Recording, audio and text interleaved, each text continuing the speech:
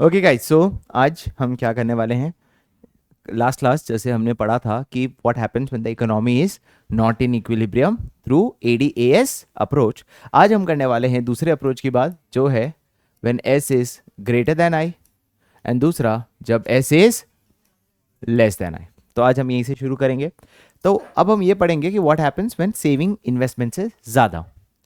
जिसको नहीं पता गैस, हमें पढ़ा है कि जब इकोनॉमी में एडी और एएस इक्वल होते हैं तभी इकोनॉमी में एस और आई भी क्या होते हैं गैस, कम ऑन, इक्वल होते हैं। We all know that when AD is equals to AS then S is also equals to आई,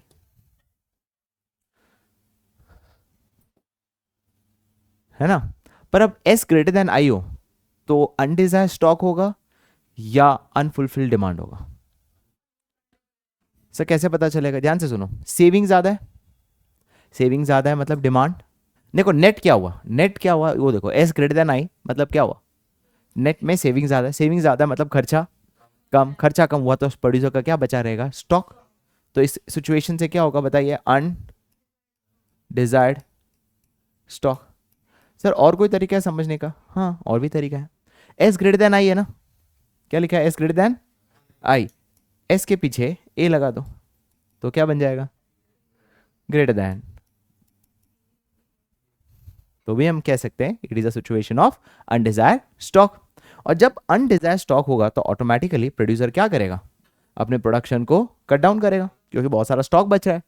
जब प्रोडक्शन कट डाउन होगा तो ऑटोमेटिकली क्या एम्प्लॉयमेंट कट डाउन होगा कि नहीं होगा, होगा, क्योंकि हमने लास्ट क्लास ही पढ़ा था कि एम्प्लॉयमेंट और आउटपुट का कैसा रिलेशन है, 1 to 1, कि जैसे जैसे आउटपुट बढ़ेगा वैसे वैसे क्या बढ़ने वाला है, एम्प्लॉयमेंट। तो अगर प्रोडक्शन कम तो एम्प्लॉयमेंट भी कम, अगर एम्प्लॉयमेंट कम तो ऑब्वियसली लोगों की क्या कम होगी, इनकम कम, तो लोगों की क्या कम होगी, सेविंग्स। और सेविंग्स कब तक कम होगी, जब तक एस इज इक्वल्स टू क्या नहीं हो जाता, है समझ, गुड आउट, ग्रेट। इसी का ऑपोजिट, जब एस लेस देन आई हो तो ऑब्वियसली ये क्या सिचुएशन होगा, अनफुलफिल्ड डिमांड, मतलब मार्केट में आखिर में डिमांड थोड़ी ज्यादा हो रही है। इसको डील करने के लिए प्रोड्यूसर अपने प्रोडक्शन को क्या करेगा, प्रोडक्शन इंक्रीज होगा तो एम्प्लॉयमेंट क्या होगी, एम्प्लॉयमेंट इनकम, तो इनकम भी क्या होगी, इनकम इंक्रीज तो सेविंग्स भी इंक्रीज। और कब तक होगा, जब तक S is equals to I नहीं हो जाता। क्या ये क्लियर, क्या चीज समझ आई, एस ग्रेटर देन आई और दूसरा S less than I, good out. इसके बाद यस नाउ, अब हम आगे क्या पढ़ने वाले हैं कि एस ग्रेटर देन आई और एस लेस देन आई तो हमने समझ लिया। अब हम ये पढ़ने वाले हैं the most important concept which is investment क्या मल्टीप्लायर। सर क्या चीज है ये इन्वेस्टमेंट मल्टीप्लायर? अज्यूम करो कि अगर हमारी इकोनॉमी में हमने 100 करोड़ का इन्वेस्टमेंट किया, कितना करोड़ का इन्वेस्टमेंट किया, 100 करोड़ का, और उससे 500 करोड़ की इनकम हो गई इकोनॉमी में। कैसे हुई हम आगे पढ़ेंगे। कितने की इनकम हो गई, 100 करोड़ की इन्वेस्टमेंट से अगर 500 करोड़ की इनकम हो जाती है तो कितने टाइम्स बढ़ा, 5 टाइम्स। और कैसे डिवाइड किया आपने, 500 करोड़ को किससे डिवाइड किया, तो जो 5 टाइम्स आया इसको ही हम क्या कहते हैं बताइए, इसी को हम बोलते हैं इन्वेस्टमेंट। जो कहता है the number of times, the number of times क्या इंक्रीज होना बताइए, your income increases due to increase in investment. Sir आपकी इनकम में कितना इंक्रीज हुआ due to increase in investment is known as what, investment multiplier. क्या है clear, क्या ये पूरा समझ आया, कितना आया वो बताइए, 5 टाइम्स। क्लियर हुआ। वाई का मतलब होता है इनकम, आई का मतलब होता है इन्वेस्टमेंट्स, और इसको हम क्या बोलते हैं, इन्वेस्टमेंट्स मल्टीप्लायर, जिसको हम के बोलते हैं। तो के का फॉर्मूला क्या हो गया बताइए, change in Y upon change in I. अब ध्यान से सुनना, एक और फॉर्मूला मैं डिराइव करूंगा इससे। If K is equals to change in Y upon change in I, क्या दोनों को मैं चेंज इन वाई से डिवाइड कर सकता हूं ऐसे करके? The answer is yes sir, आप ये कर सकते हो। क्यों कर सकते हैं, बिकॉज न्यूमरेटर को और डिनोमिनेटर को अगर आप सेम चीज से डिवाइड करते हो तो आंसर वैसे का वही आता है, बेसिक मैथ्स, है ना। तो ऊपर change in Y upon change in Y क्या हो जाएगा बताइए, 1। चेंज इन आई को मैं क्या चेंज इन एस लिख सकता हूं, because at equilibrium I is always equals to इसको क्या कहते हैं? Change in S upon change in Y.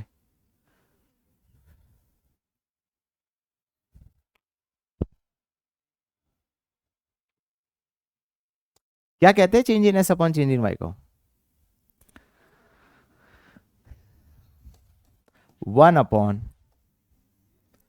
MPS, क्योंकि MPS का मतलब ही होता है change in S upon change in Y. Chapter number 1 AD का हमने पढ़ा था मार्जिनल प्रोपेंसिटी टू सेव। इसका फॉर्मूला ये है कि 1 अपॉन MPS। तो के दो फॉर्मूला हुए, एक हुए change in Y upon change in I, और दूसरा फॉर्मूला हुआ K is equals to 1 upon MPS। Yes guys, तो के दो फॉर्मूला बताइए, change in Y upon change in I, और दूसरा है K is equals to 1 upon MPS। अब हम समझते सर ये होता कैसे? आपने बोल तो दिया कि 100 करोड़ से 500 करोड़ होता है, पर होता कैसे वो तो बताओ। अब इसी के लिए हम एक टेबल पढ़ने वाले हैं and the most important question है। अज्यूम करो, let us assume, this is the first point I am explaining, कि let us assume there is an increase in investment in the economy by how much? 100। 100 crore का investment हम economy में कर रहे हैं। अब हम इसे ये करेंगे कि कैसे 100 करोड़ के इन्वेस्टमेंट से हम 500 करोड़ की या 200 करोड़ की, मैं एग्जांपल यहाँ पे 200 करोड़ तक लेके जाता हूँ ताकि कैलकुलेशन आसान हो जाए, राइट? तो अज्यूम करो कि हमारा इनकम कितना है बताइए, इन्वेस्टमेंट कितना है? 100 करोड़। अब हम इस मल्टीप्लायर से ये सीखने वाले कि हम कैसे 200 करोड़ की इनकम तक पहुंचेंगे। अगर इन्वेस्टमेंट 100 करोड़ का किया, सर क्या इन्वेस्टमेंट किया? मैंने मशीनरी ली, तो जो मैंने मशीनरी ली है वो मेरी इन्वेस्टमेंट है, तो सामने वाले की क्या होगी? वो इनकम, राइट? तो मेरी इन्वेस्टमेंट के 100 करोड़ की वजह से इकोनॉमी में इनकम ही कितनी हो गई?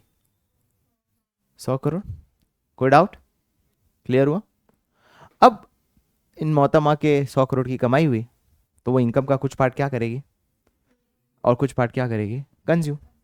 तो जो पार्ट अज्यूम करते हैं कि हमारा जो MPC है, जो which is also known as marginal propensity to consume, assume करते हैं दैट इज 0.5, कि भाई मैं इनकम का 50% कंजम्पशन में डाल रहा हूं और 50% कहाँ डाल रहा हूं? सेविंग्स में। तो क्योंकि मेरी इनकम 100 करोड़ से बड़ी है, तो मेरी कंजम्पशन कितने से बढ़ेगा बताइए? 50, और सेविंग्स कितने से बढ़ेगा? 50। This is your step number 1। कोई डाउट है यहाँ पे? Let us assume there is an increase in investment by 100 crore.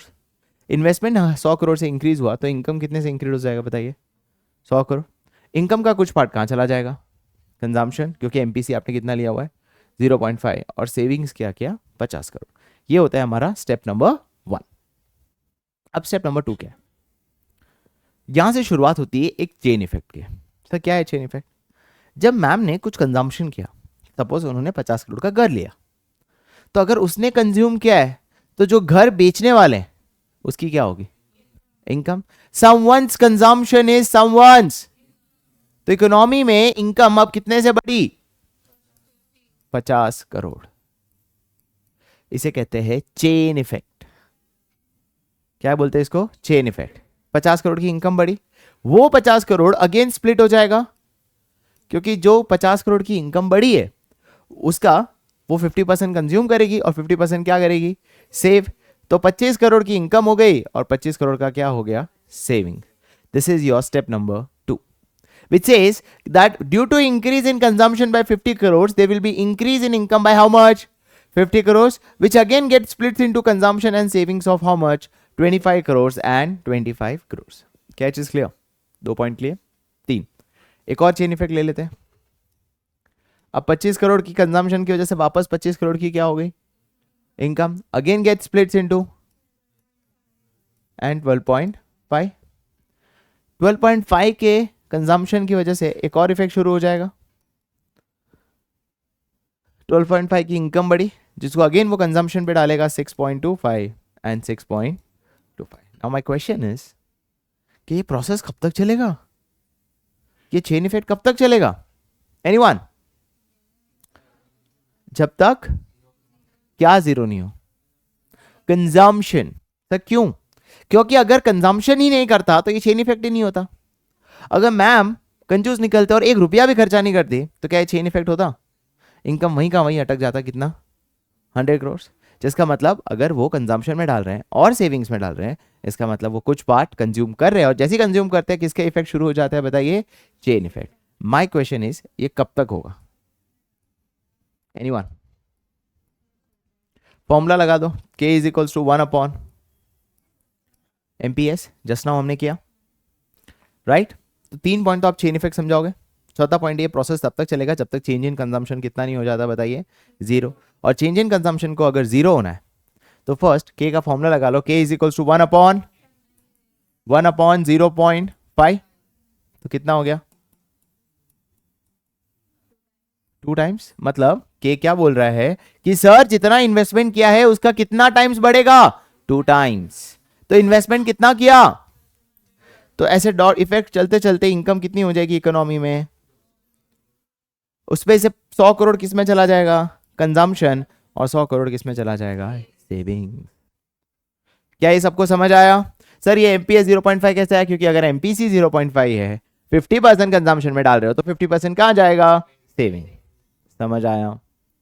Clear? Sir अगर ये एमपीसी एमपीएस कम होता तो क्या चेन इफेक्ट ज्यादा फास्ट होता? यस, क्योंकि अगर सेविंग्स कम है तो कंजम्पशन बहुत। अज्यूम करो कि एमपीएस 0.5 नहीं होके 0.25 है। 0.25 मतलब क्या? कि खाली 25% ही सेव कर रहा हूं, 75% क्या कर रहा हूं? कंजम्पशन। तो चेन इफेक्ट कितना होता? 1 अपॉन 0.25 इज 4 टाइम्स। 4 टाइम्स मतलब 100 करोड़ का 400 करोड़। क्यों? क्योंकि जितना आप कंजम्पशन करोगे उतने सामने वाले की क्या होगी? इनकम।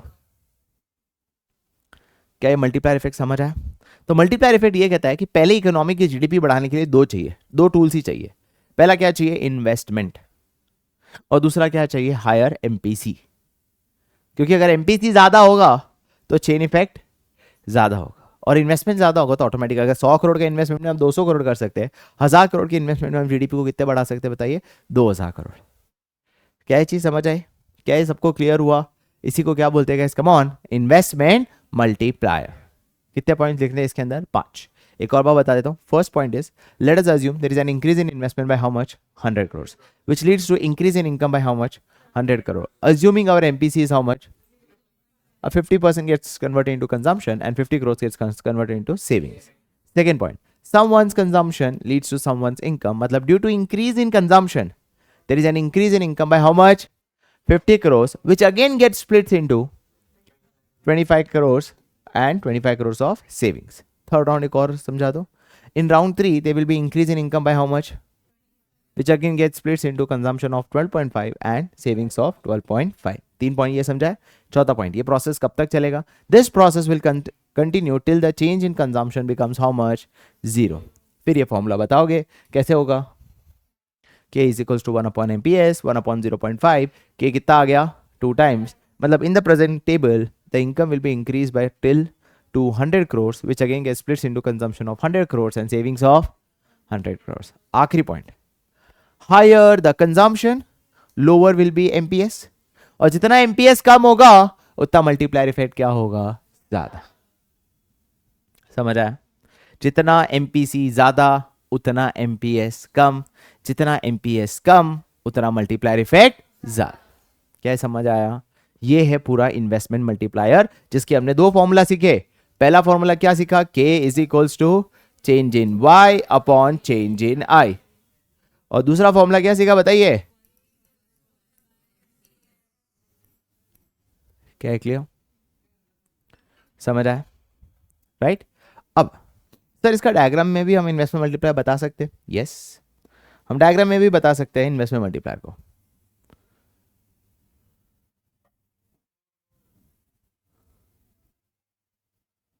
अरे ये क्या हुआ?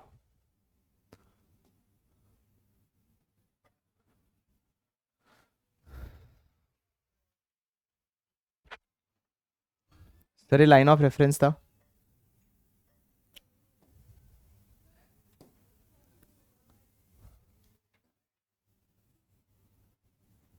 ये ईडी का डायग्राम है. ये इनकम इक्वल्स टू एडी. ये एडी का diagram, sorry, income equals to AS. ये एडी था और ये क्या था? बताइए. इनकम. जब एडी ए लेवल पे था, ओपी लेवल पे, जब ओपी लेवल पे था तो एडी कितना था? बताइए. ओएम. इतनी मेरी इनकम थी. इतनी मेरी इनकम किसकी वजह से थी बताइए? Because of this much of investments and consumption. यहाँ तक क्लियर है? कोई डाउट? ये होगी ना मेरी इनकम, क्योंकि this is a point where AD is equals to what? AS, and AS is always equals to income. अरे क्लियर? अब मैंने इन्वेस्टमेंट बढ़ाई, इन्वेस्टमेंट अब मेरा बढ़ा दिया, तो एडी का स्टार्टिंग पॉइंट ही बढ़ जाएगा। सर कैसे बढ़ेगा? सर बहुत सिंपल है, AD is equals to C plus I. Let's say consumption 20 था, इन्वेस्टमेंट 10 था, तो एडी का पहले स्टार्टिंग पॉइंट कितना था बताइए? 30। अब इन्वेस्टमेंट को और 10 करोड़ से बढ़ा दिया, तो एडी का स्टार्टिंग पॉइंट कितना हो जाएगा? 40। कितना इंक्रीज इन इन्वेस्टमेंट हुआ है? इसको बोल सकते हैं पी क्यू। पी क्यू को मैं बोल सकता हूँ increase in investment. So P Q becomes my increase in. सबको समझ आया यहां तक? कोई डाउट? अब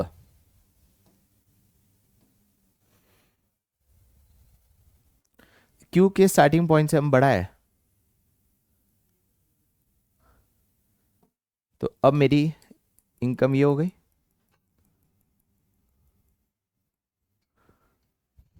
है ना? अब ध्यान से देखो, पहले मेरी इनकम कितनी थी? O M. अब मेरी इनकम कितनी हो चुकी है? ओ एन, है ना? इन्वेस्टमेंट कितने से इंक्रीज हुआ? P Q. बट इनकम कितने से इंक्रीज हुआ? M N. तो बताओ, क्या इन्वेस्टमेंट से कहीं ज्यादा इनकम बढ़ी कि नहीं बढ़ी है? बढ़ी है।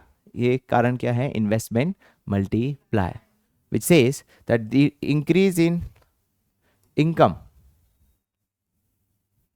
increase in income is what? Point mn.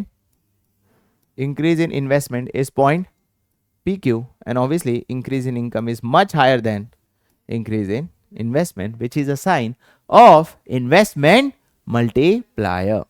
समझ आया? क्या ये क्लियर? ओके। अब एग्जाम में न्यूमेरिकल्स कैसे पूछते हैं? पहला न्यूमेरिकल, सपोज क्वेश्चन में दिया है कि let us assume there is an increase in investment by 500 crores and MPC is 0.75. Find increase in income. आपको ये क्वेश्चन में बोला है कि इन्वेस्टमेंट कितने से इंक्रीज हुआ है बताइए? 500 करोड़। एमपीसी कितना है बताइए? 0.75। और इनकम अब कितने से इंक्रीज हुआ है हमें वो बताना है। दोनों फॉर्मूला लगा लो, के इज इक्वल्स टू 1 अपॉन, और एक और फॉर्मूला क्या है? K is equals to, clear? अगर एमपीसी 0.75 है तो एमपीएस कितना हो जाएगा? तो के कितना आ गया? कोई doubt? 1 upon 0.25 is 4 times. 4 is equals to change in Y, और इन्वेस्टमेंट कितना है? तो चेंज इन वाई कितना हो जाएगा?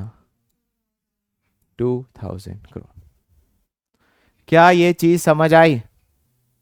क्लियर? कोई डाउट है तो पूछ सकते हो। सर कुछ नहीं किया मैंने, एमपीसी 0.75, तो एमपीएस कितना हो जाएगा?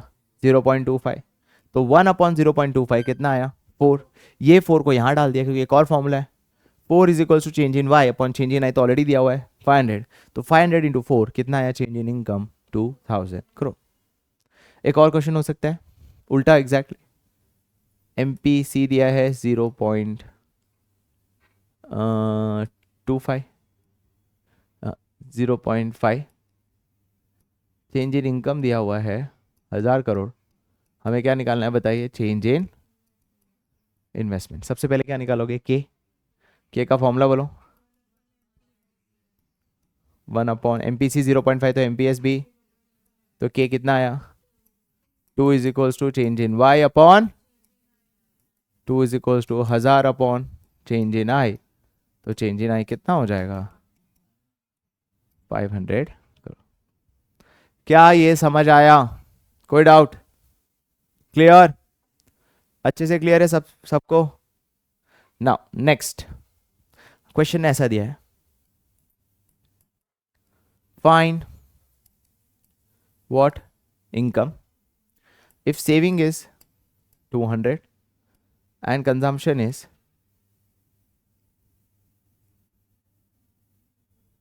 100 plus 0.5 y. Find equilibrium income when S is 200 and consumption is 100 plus 0.5 y. You have 2 minutes to solve guys, please solve it. बहुत ही बेसिक सा क्वेश्चन था, बट कोई बात नहीं.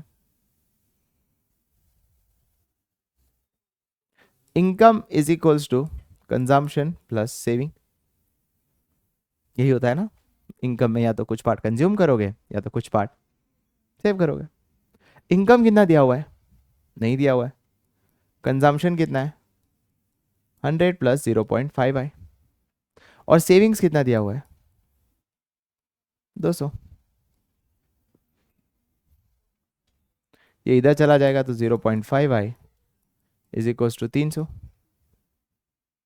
y is equals to 300 upon 0.5.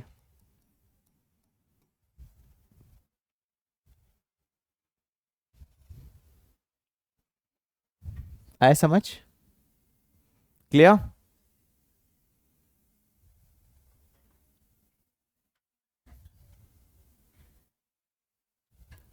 क्या मैं आगे बढ़ सकता हूं? Perfect. Find savings when income is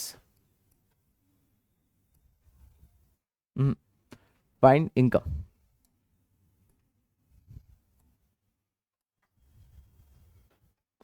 when consumption is 400 plus 0.6y and investment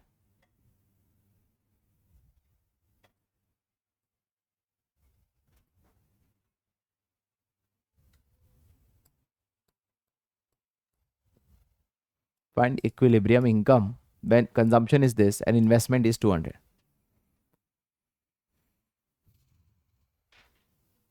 चलिए देखते हैं इसका आंसर क्या है. ये तुम्हें पता होना चाहिए at equilibrium I is always equals to. तो अगर इन्वेस्टमेंट्स 200 है तो सेविंग्स भी कितनी हो जाएगी? ये चीज पहले पता होनी चाहिए. दूसरा फॉर्मूला लगा लो.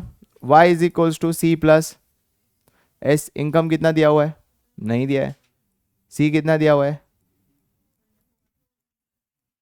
प्लस तो 0.4y मतलब y minus 0.65 0.4y. Ma'am basic max guys. y में से 0.6 माइनस करूंगा. This is 1 guys. This is basics. ये तो आपने सिखाया ही नहीं सर. तो आप जो गेस कर रहे थे ना, आप गेस ही करते रहोगे. अच्छा मैं बता देता हूँ इसको कैसे सॉल्व करते हैं. 600 अपॉन 4 इंटू 10.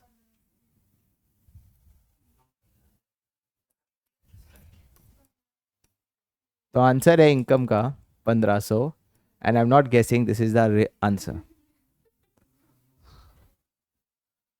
राइट. तो ये हमारा आंसर है.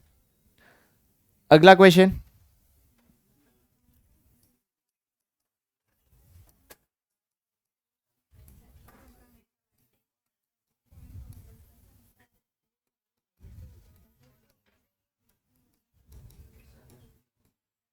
चलिए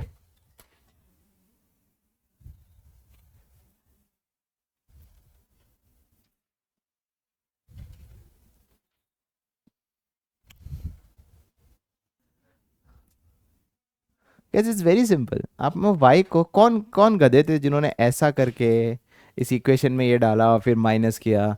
इतने बड़े गधे हो. वाई में ये वैल्यू डालो ना.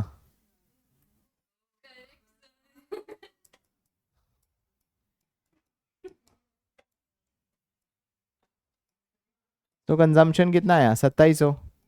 अगर इनकम 5000 है, कंजम्पशन 2700 कर रहे हो, तो सेविंग्स कितना हो जाएगा?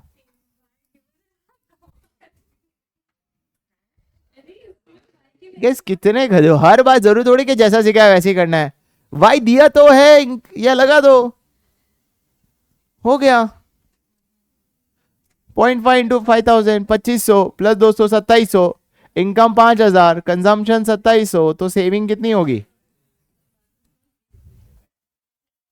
Basics guys. And that's it guys. Your chapter is over. तो शॉर्ट रन इक्विलिब्रियम खत्म हो चुका है एंड आई थिंक यही आ रहा है तुम्हारे एग्जाम में।